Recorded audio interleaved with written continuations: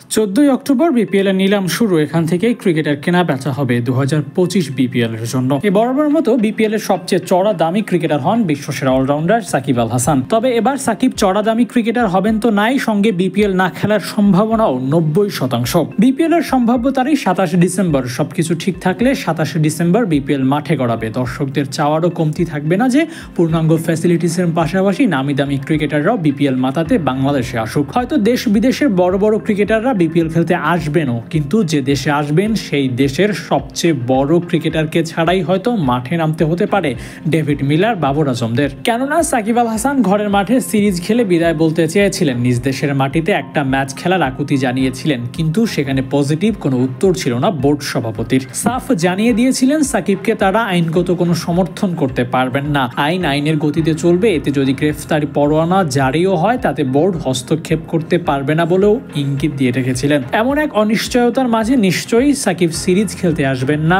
সাকিব যদি 5-10 দিনের একটা সিরিজ না খেলতে পারেন তাহলে টানা 45 দিন বিপিএল খেলবেন কি করে? তার নামে যে কেস ফাইল হয়েছে তা থেকে নিস্তার তো এখনো মেলেনি। তাই বাংলাদেশে আসার পর ফিরতে পারবেন কিনা সেটাই সবচেয়ে বড় সমস্যা সাকিবকে ঘিরে। আর এই সমস্যা মাথায় নিয়ে সাউথ আফ্রিকা সিরিজের মতো বিপিএল এর মতো মেগা ইভেন্টও মিস করতে পারেন বিশ্বসেরা অলরাউন্ডার।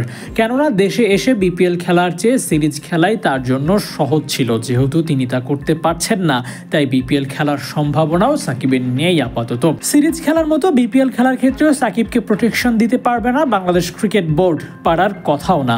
বোর্ডের দায়িত্ব ক্রিকেটারদের সাময়িক দেখাশোনা সহ ক্রিকেট উন্নয়ন নিয়ন্ত্রণে কাজ করা। আইন হাতে তুলে নেয়া কিংবা আইনগত কোনো সিদ্ধান্তে হস্তক্ষেপ করতে পারবে না বোর্ড।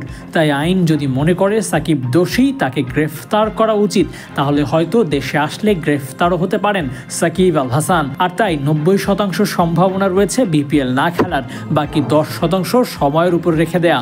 দেখা যাক সাকিবের ভাগ্যে কি জোটে। Abu Naim, sports Times.